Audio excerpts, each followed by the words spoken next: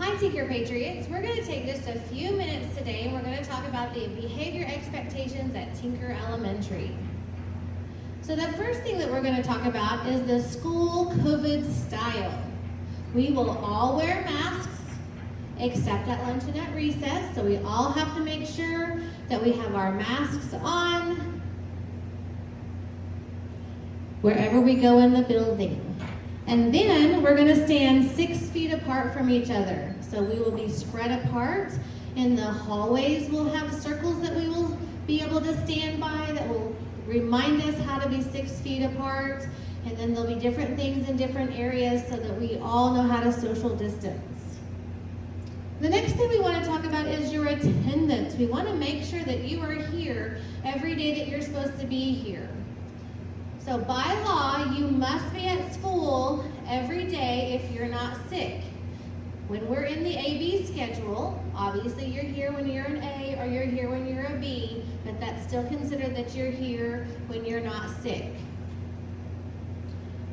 And then we want to help your class spell Patriot. If you help your class spell Patriot, you will get an extra time outside to play.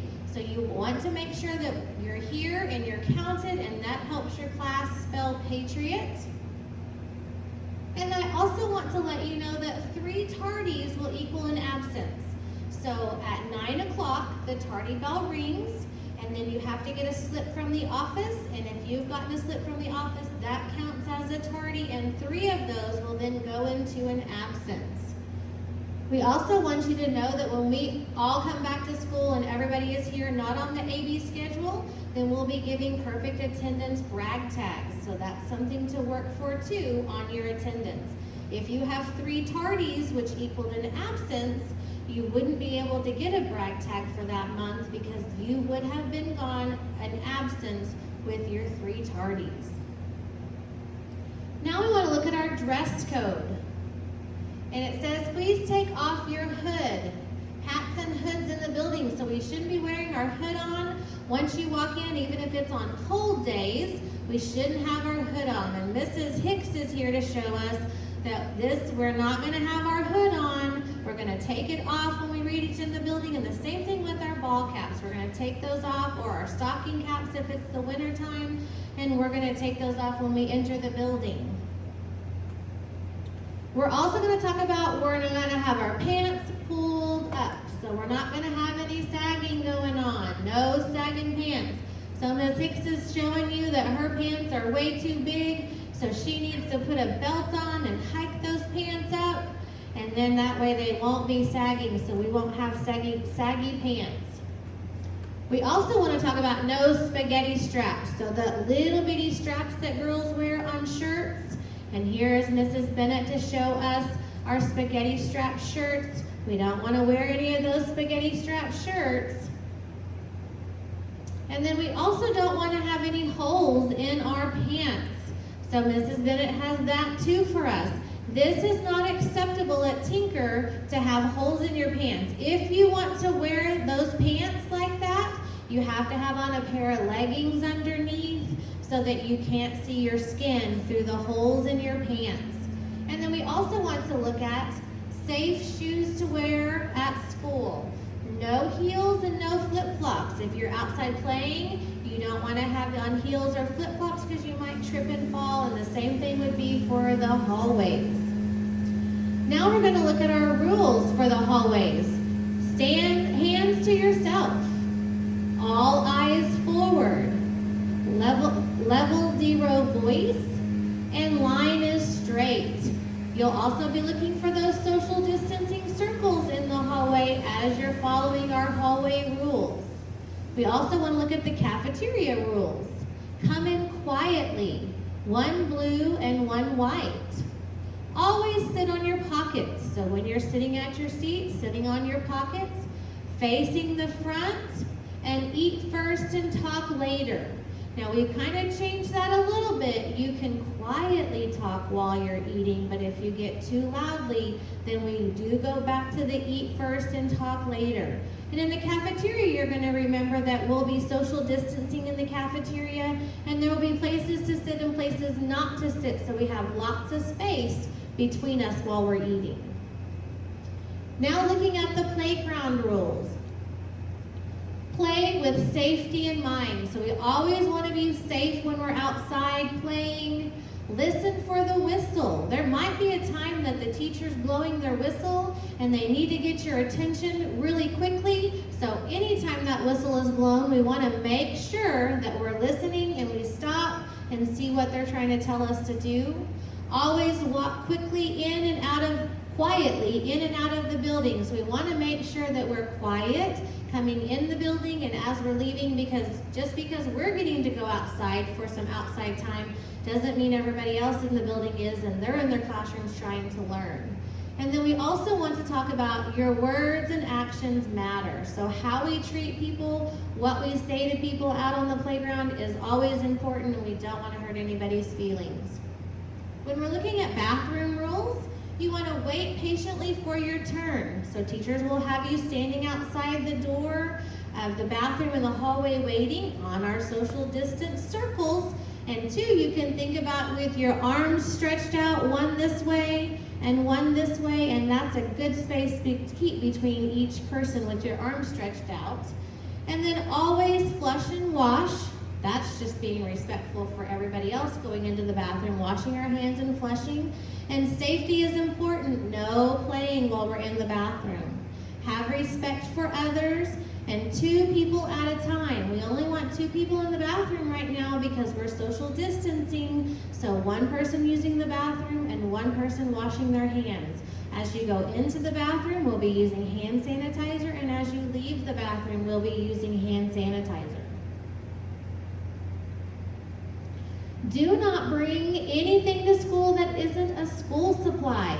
So one of our pictures up there looks like a knife. No valuables. If there's something that you really like, that you want to keep and not lose, it would be a very good thing not to bring that to school, because it could get lost, it could get broken, and then you'd be very sad that you didn't have that item anymore. So don't bring things that you really like to school. And no knives of any kind, no guns of any kind, even toy guns, water guns. We don't bring any of those things to school. No fireworks, and then no toys or games. That all those things need to stay home because we have things for us to use at school. And then no cell phones are to be turned on during the school day. So most teachers make you put those in your backpack and zip them up if you brought them, turning them off, and then at the end of the day, if you're walking home and that's why you need your cell phone, then you'll have it. And once you head out the gates, whether it's on the neighborhood side or the base side, you can get that phone out if you need to and turn it back on, and then that way you'll have it for the walk home. But as you start coming into school, those are turned off and put in our backpacks.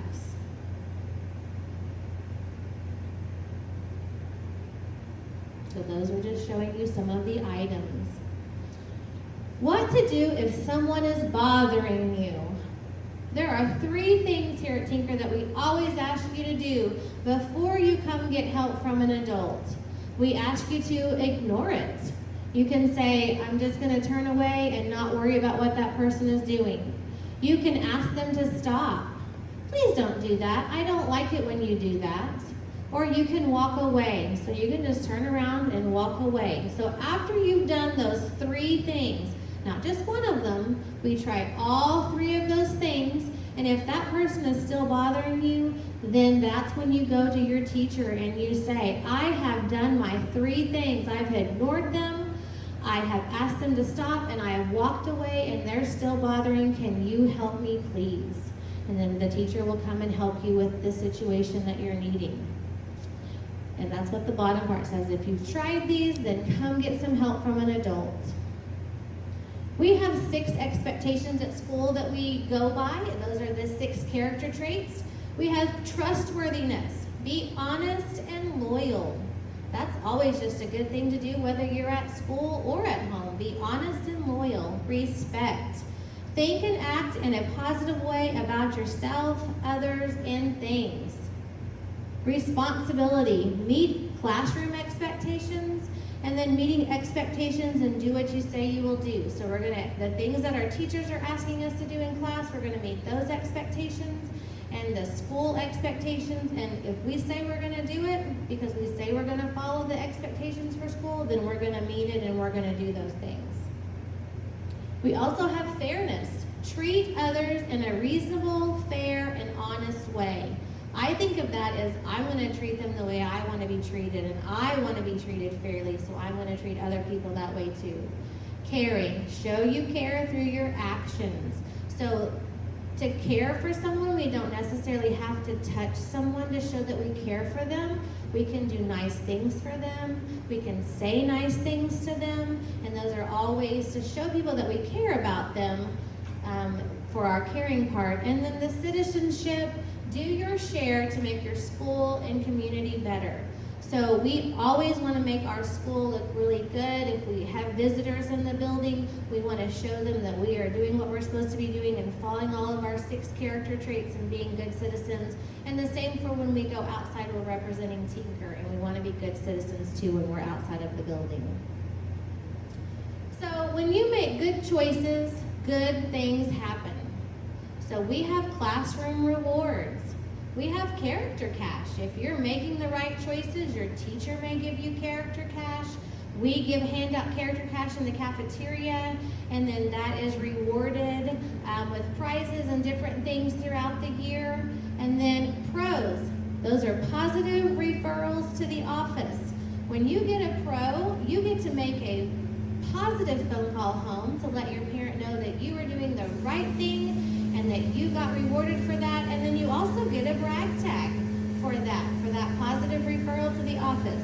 So make those who love you happy and proud. So that's kind of our picture down there. We want to make our parents and our grandparents and everybody proud, and our teachers. And then that all leads to learning. If we're all doing the things that we're supposed to be doing, then we are learning. All right, so that is our behavior assembly. We also have a video that we're adding to this link that are some ways of how it doesn't look when we're in the hallways and in the cafeteria and in the bathroom and on the playground, and then the ways that it does look. So your teacher will play that video for you now, and I hope you have a great day.